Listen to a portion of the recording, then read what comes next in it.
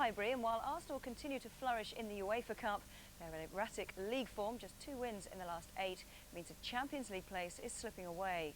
Tottenham, meanwhile, still harbour hopes of a UEFA Cup place for next season, and a win would see them complete a double over the Gunners for the first time in 7 years. It's always a great occasion, and Ian Crocker is your commentator. Arsenal make 3 changes from the side that beat Werder Bremen here on Thursday. David Seaman is again troubled by a neck problem, so Alex Manninger comes in. There are starts too for Mark Overmars and Kanu, with Dennis Bergkamp and Freddie Ljungberg dropping to the bench. Still no Petit or Keown. George Graham returns to Highbury and, not surprisingly, keeps the side that put 7 past Southampton. Stefan Freund will be hoping a bad week for Germans at Highbury doesn't continue.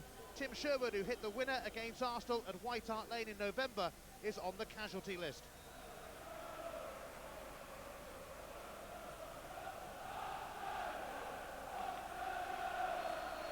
Here we go, it's the 126th North London derby in the league. Spurs seeking a first double over their fierce rivals in 7 years.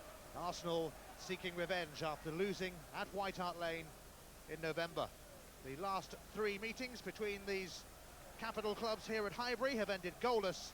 You wouldn't expect the top talent on show today to fire blanks. Everson chasing, but Luzhny always favourite to get there first on a beautifully sunny day in London. Here's Freund trying to stride through Arsenal's defence and succeeding in part, and Leonardson, and that packed a punch from Øyvind Leonardson. And Spurs have had a few pops at goal in the opening 10 minutes. Leonardson had Manninger scrambling across. Here's Overmars. Now Henry. Luzhny's cross away by Tirico. Popping up everywhere, Luzhny at the moment. Dixon to Kanu, opens up for him. It was well struck and very well saved by Ian Walker. Dixon threaded it through, and Kanu only had one thing on his mind, it seems, to go for goal. Kanu. He's released Mark Overmars, and that spells trouble for Tottenham. It's right across the 6-yard box, and Tirico tucks it behind for a corner. Overmars. He looked for a moment like that first touch might take it away from him, but he still got there, and Arsenal have a corner.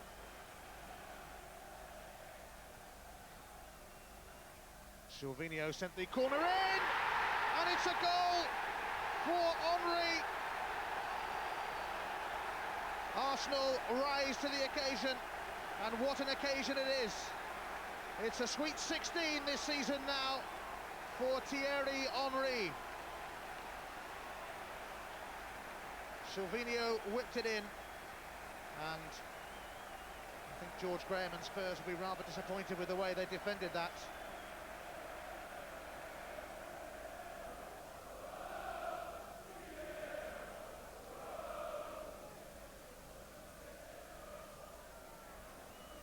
Leonardson's cross.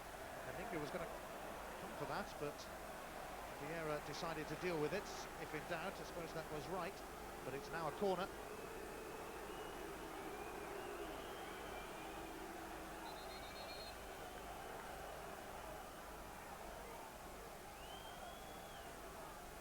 Tottenham hoping something will come of this as they look for an equaliser. Anderson whips it in! Oh, and it's off the line! Everson's header. And a bit of an escape there for Arsenal. Well, they've given it away, and it's going to be a yellow card because Kanu, in losing possession, tripped Sol Campbell. But Tottenham came close here, very close. Silvinho, the man on the line. Ginola. Ginola's cross, Armstrong's header! Tremendously taken by Chris Armstrong, and Tottenham are level.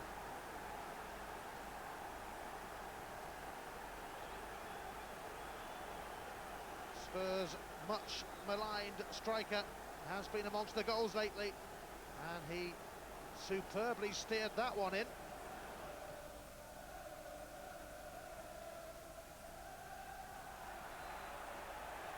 Free kick now going in favour of Arsenal again, and in a pretty good position for them, it must be said. Chris Perry claiming that he was the one being impeded, but Paul Durkin having none of that. The ball has finally got back to where it should be, and Thierry Henry, oh, it went through the wall, and Walker stopped it right down low on his line. Super strike from Henry. Credit to Walker though. Henry trying to make progress, but Campbell managed to steer it away from Vieira. And now Grimondi is going to get a yellow card for his foul on Sol Campbell. Gio Grimondi becomes the second Arsenal man booked, joining Kanu. So he has to tread carefully now.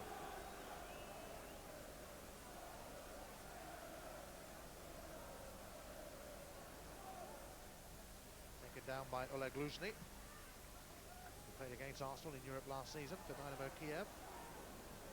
Perry's clearance is scooped up by Overmars. Henry outside of him. Overmars! Oh, it's just gone wide. Hit the side netting. And many watching from certain angles at Highbury were on their feet to celebrate a goal then. Great improvisation from Mark Overmars, but the wrong side of the post. Luzhny. Dixon let it go. Tyler turning away from Tarico. Kanu. Back to Parler. Brought down. Penalty. Tarico's challenge.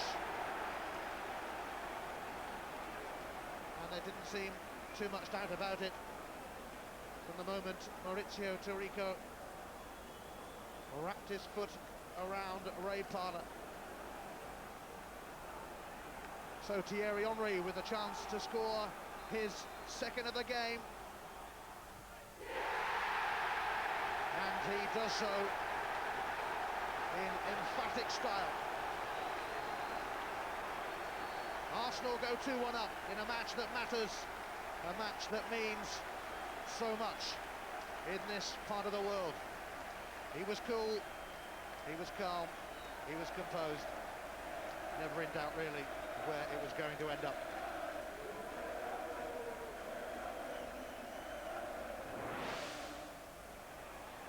Away by Carr.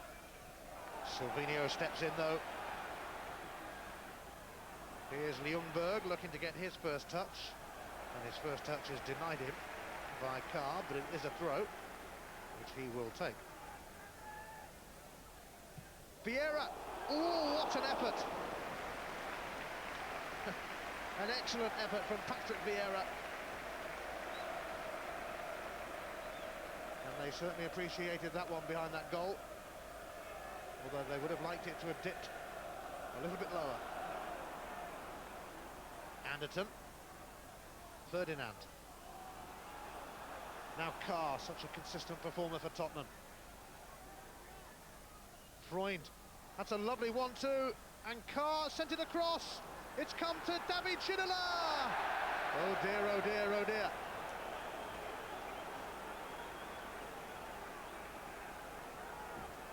Ginola angry with himself, and no wonder, because you would have expected him to, at the very least, find the target.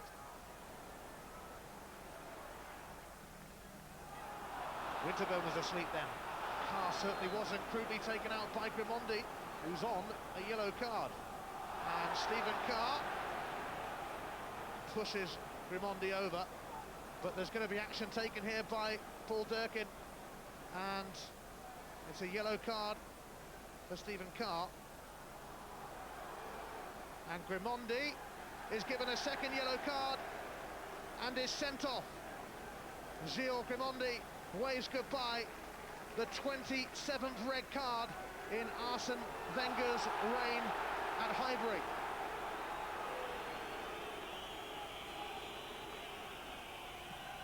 Away by Perry. Silvinio's header.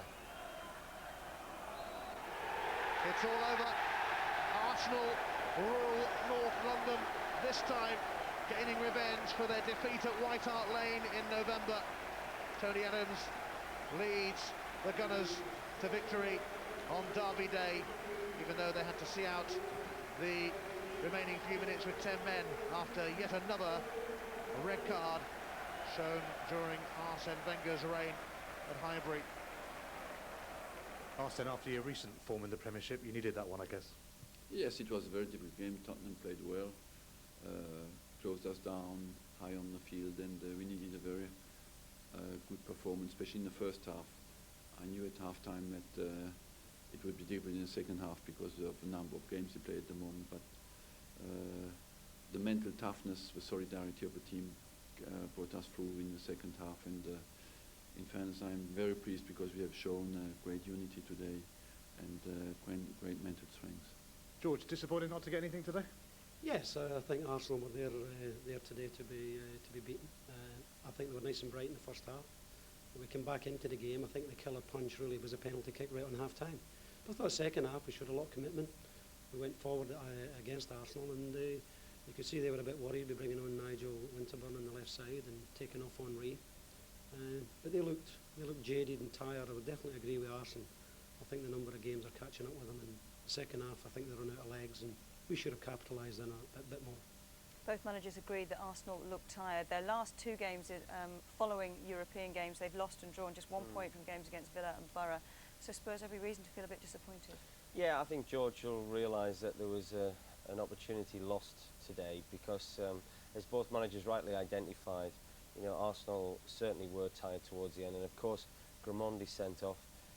They had numerical advantage, Spurs, but they just couldn't really sort of open the Arsenal rear guard up. But I think that George will look back on it, the team will look back on it and think, you know, there was something there for us today if we really believed in it a little bit more. Their goal was probably scored by a Spurs player as well, their first goal. Yeah, I mean, we've talked time and time again about Arsenal set pieces, haven't we? I mean, if we could stop it there, we've actually got Stefan Freund near post. And I think actually he's not defended particularly well. I think he's too far away from where Henry and Chris Armstrong is. And as this ball comes in, it's a fantastic delivery. Everybody thought that Thierry Henry had scored, but as we can see it here, it clearly came off Chris Armstrong's I think head. He's held his hands up as well, hasn't he, and said, yes, it was me. Yeah, and I think that he can't stop scoring. Yeah, you go all those games without not hitting the back of the net, and then he got a couple last week, and of course his overall game was improving, and he's trying to do a job for his side near post. I just don't think that that would have really annoyed George, because I know how much he works hard, defensive and attacking set pieces, and to concede a goal like that has been hugely disappointing, because Henry is an exciting player, but he's not prolific in the air, and they've been done at the near post. Chris Armstrong, though, did make amends for that error. Yeah, he did, and again, I just thought Arsenal perhaps defensively went to sleep a little bit, and we can highlight it here. Ginola actually played on the right-hand side. George obviously had the tactic to try and get him against Silvinio, and it worked. He shifts the ball onto his left foot, but I think that where Silvinio goes, he needs to be really closing the ball down. He actually doesn't. He doesn't really get close, and he's just really shuffling across to the side. It allows Ginola half a yard, and he produces quality. Fantastic run from Chris Armstrong. And a great header as well. Yeah, it was. He was ahead of Tony Adams, and he buries it beautifully. And here is the penalty. Talking no of complaints. things that are going to upset the manager. No complaints. I think Spurs look very, very comfortable here. Canu gets a ball. It's a terrific ball through from the Nigerian, but that's an awful tackle. That really is careless. And Tarico, you know, we talked about Armstrong holding his hands up. That's exactly what the Argentinian did. And Henry there buries a penalty past Ian Walker, and crucially, that was right on half-time. I think if Spurs had gone in at 1-1, perhaps George telling them that Arsenal would bound to tire, it just give Arsenal that little boost. Now, Arsenal have moved back into fourth with that victory. Champions League sort of position still available to them, but perhaps more importantly, the Colossus is back. I mean, I played against, he captained me, he was 21-year-old, and he was magnificent. Everybody's talked about his problems, but he is absolutely fearless. And Arsenal are a different side when he's in the team. I mean, Arsenal has been talking about how does he replace somebody of this ability. Not only his determination and ability to defend properly, but I tell you what, he's not bad on the ball these days, and that's a wonderful pace ball out to the left of Silvino, but he's so strong, so commanding. You know exactly what you're going to get from Tony Adams week in, week out. He never lets his performances drop, and he is so important. I can't think of an Arsenal back four without him, actually. No. I mean, he's talked about the other players in that back four, but he is the one. Because I think not only as an individual player, he has such an effect on everybody around him, and people take a lead from him. So with him back in the team, can they make the top three? Can they qualify for the Champions League? If he's fit, yes. I think without a doubt, because he does have an influence, not only on his own team, I'll tell you what, centre-forwards don't like playing against him. OK. Well, we've nationwide and Scottish action ahead, but next up, we're off to Goodison Park as Newcastle's